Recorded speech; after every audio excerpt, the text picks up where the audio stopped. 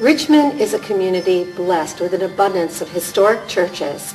Many of these we drive or walk by each day and perhaps throw a glance at the stone facade, the carved doorway, or perhaps the stained glass windows. Yet, unless we attend that church, we probably don't think very much about them.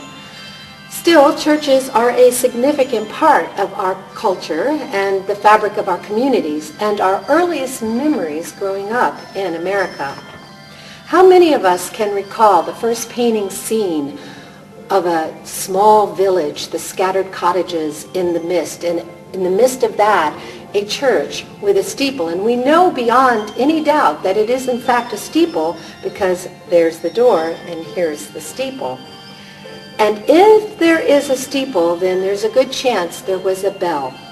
If the congregation sweated and toiled, scraped and saved, and was able to procure one, there would always be a bell.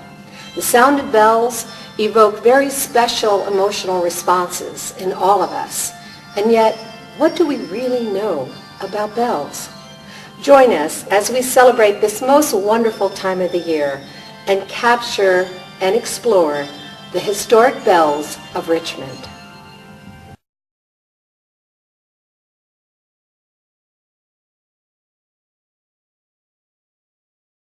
Hello, we are in the beautiful sanctuary at the Central United Methodist Church.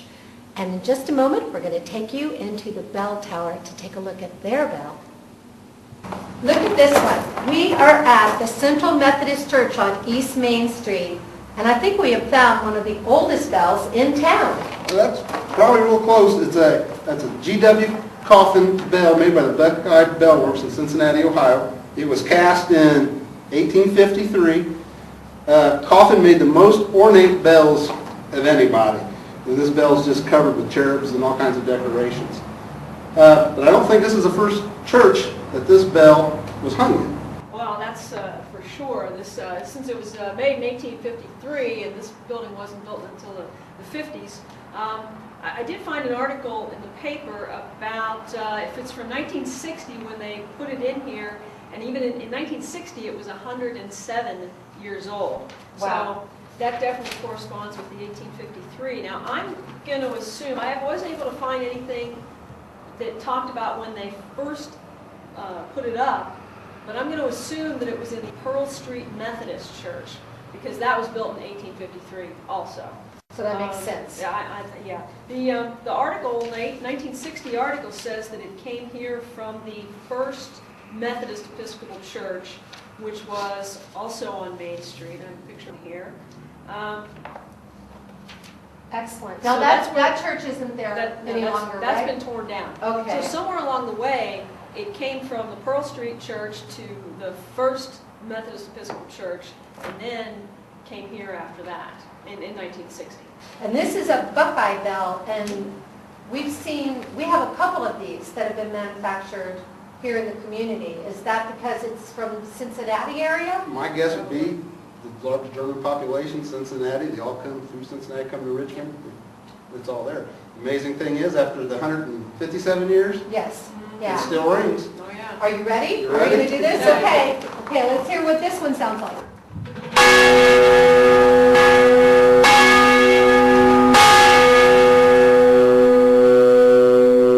Definitely hear that. And listen to how long that sound, there's a word for that. I should know that word. Resonance. Yeah, the resonance. It just keeps on, and still you can hear it. That's amazing. What a fabulous tone to it. Is it the way that it was manufactured or what it's manufactured The material out that was of? manufactured out of that, most church bells, about all the church bells we're going to see are made of bell brass, which is 73% bronze and 23%, 27% nickel. There was a whole art to making bells, just not anybody could do it to get them to sound right, to get that long resonance tone we were having there. Exactly. I mean, there's undertones and all kinds of things, and they would tune bells and things you'd never think of. The way to look at this is probably the heaviest musical instrument we're ever going to see. What did you say it weighed? This bell weighs between 900 and 1,000 pounds. And we know that because of the diameter? Because of the diameter, there's charts that give you, a pretty close estimate. And what was our diameter on this one? 37 inches. 37 inches. Wow. So it's between 900 and 1,000 pounds. How in the world they get it up here? And, well, truly, it's not going to come up here the way that we came up This here. one came up and they craned it up before they had the steeple. Oh, okay. That makes sense. That makes sense. Because again, they would have moved it in here. Well, how wonderful that they cared enough about the bell to preserve it from when it was 107 years old and reuse it here in this beautiful church. That's really exciting there. And I know that, you know, what I can't get over, and what's a pity that nobody gets to see it, but it's got all this beautiful, delicate work in it. And I noticed that you said bronze, you call it a brass bell, but there was no brass in that equation. There's brass and bronze, so. Right, but okay, well that's interesting in itself, but I'm sure that they knew back in the day exactly what alloy to make it in.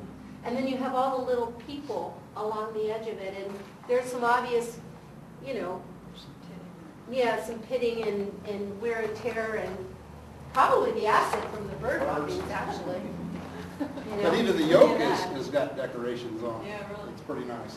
Yeah, it does. And in fact, I can't make out this over here, but this definitely says Cincinnati, Ohio on it. GW Coffin and Company. Yeah, excellent. Well, I think what we're going to do is go back downstairs, and then we're going to ring this bell so we can really hear its full velocity. And this is where they pull the bell at the Central Methodist Church. And you could actually do a workout with this one, demonstrated by yonder. Effort, me, pull it. Ah, you can do it. Here we go. There we go. So you can see you can do some great, what, Pilates? It'll give you a workout. It will.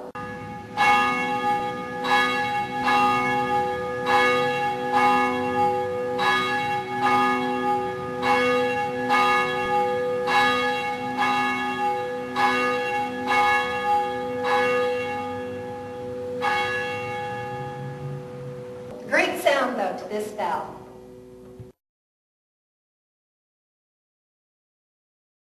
We are here with Jim Resch, a member of St. John Lutheran Church.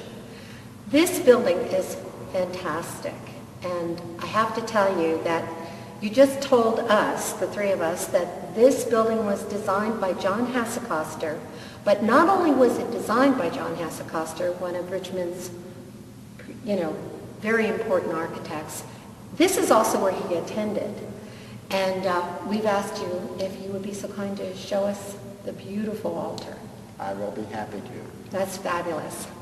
This is our pulpit, which was actually in the old church of St. John on South 4th Street. And it was moved over here when this building was built in 1908. This, of course, has Matthew, Mark, Luke, and John, plus the Christ in the center. As we move up here to the altar, this particular altar was actually in the original church on 4th Street also in 1844.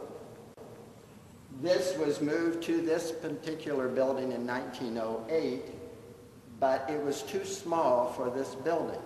So this particular section from here down here to the table was added so that it would give it a higher set in the church proper. And of course, the Last Supper was added as the picture here in the center. These are also statues of the Christ in the center, St. Peter on the left, and St. Paul on the right. This altar has been here since 1908, and we celebrated 100 years in this church in 2008.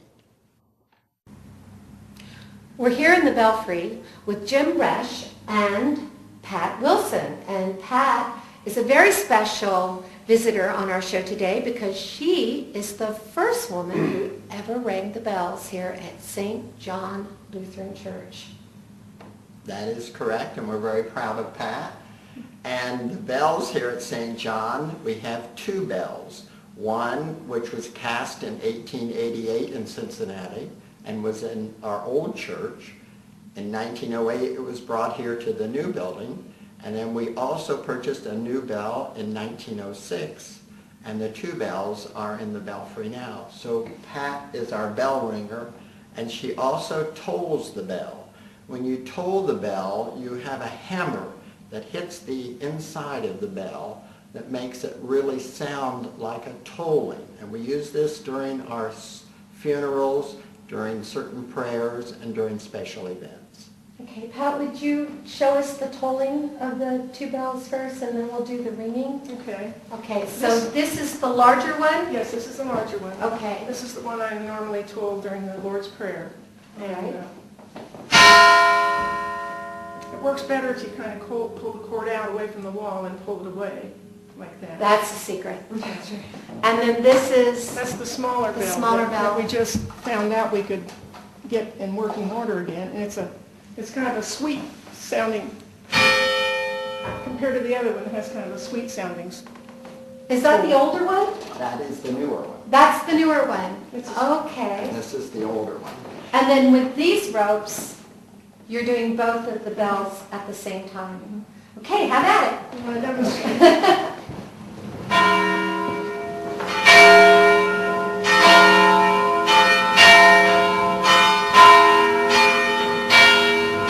It's the sound of music.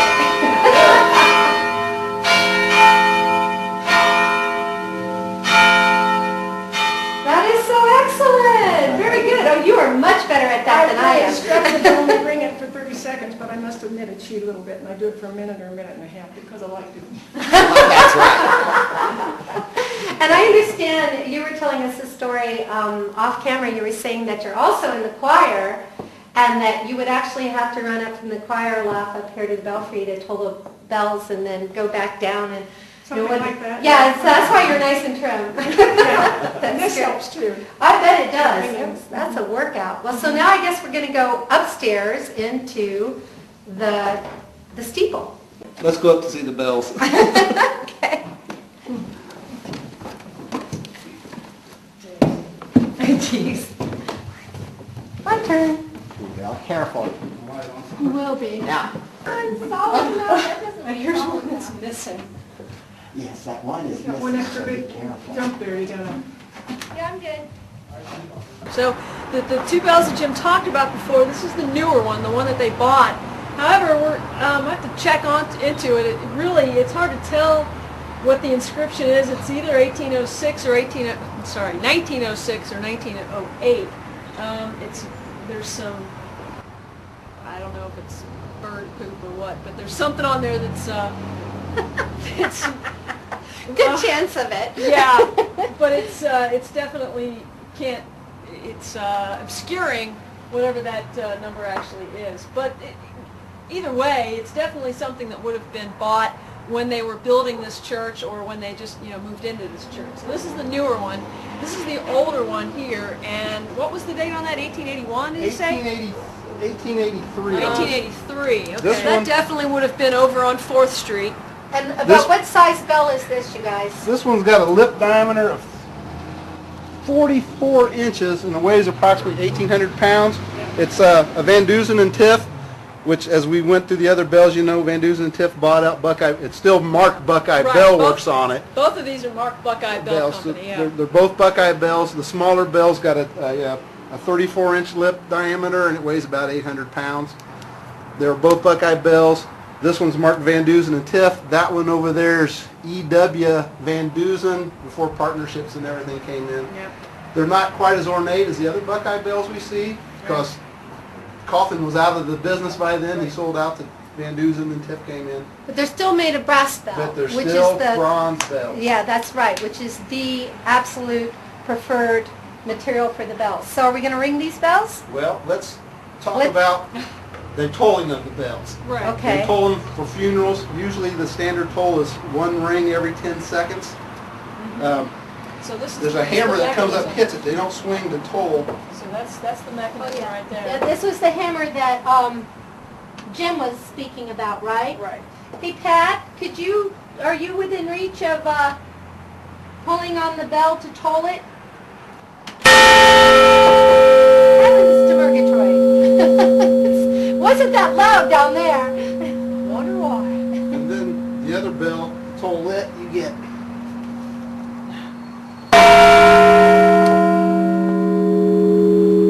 love the tones. The tones are amazing. I wonder what note that is. And it rings for such a long time. Okay, well, I think it'd probably be a good idea for us to scoot to one side before we actually do the entire ringing of it. Yes. But, you know, while you're back there, Sue, let's point out the big circumference of the housing, The wheel? the wheel, yeah. It's the wheel, and I don't want to move it too much because I don't want to get blown away. But yeah, this is, I don't know, physically, do you know something more about this, Joe? The wheel diameter had to do with the weight of the bell. Because as you've seen Pat downstairs pulling it, she had to put everything she had into it. But Right. she's moving 1,800 pounds on this particular bell to get it to swing. And once you get it moving, it's not too bad. Yeah, so the larger the circumference, the more power you're going to be able to get to move the thing. Okay. And we could point out too that those are wood wheels. Right. They're wood pulley wheels, and there's a wood pulley right down there by your feet, Sue. That Yep, the I rope see it. comes up through. Yep. It's just amazing. You know, and we all drive by all these steeples with these beautiful bells in them and don't think a thing in the world about it and just completely take for granted that they ring, you know, Like magic. like magic, exactly. And you know what else is amazing about all this? That this isn't modern technology, That's and right. it's still working just exactly like it was when they first installed the bells. Yep. And to answer your question, the big bell, according to my chart I got off the internet, is ringing in an F flat, Oh, and the 800 bell is a B sharp. Awesome! How great is that? All right. Well, let's move on down from here to just the platform below it, and we'll let Jim down there ring the bells so Pat can finally see the bells that she's always been ringing. okay. All right. There's Joe in the big bell, and Joe's 5'10" and weighs 245 pounds. He's not quite matched You the big lost bell here. 5 pounds between the bottom of the stairs and the big part. He's moving them. Uh-oh. We get it. Here we go.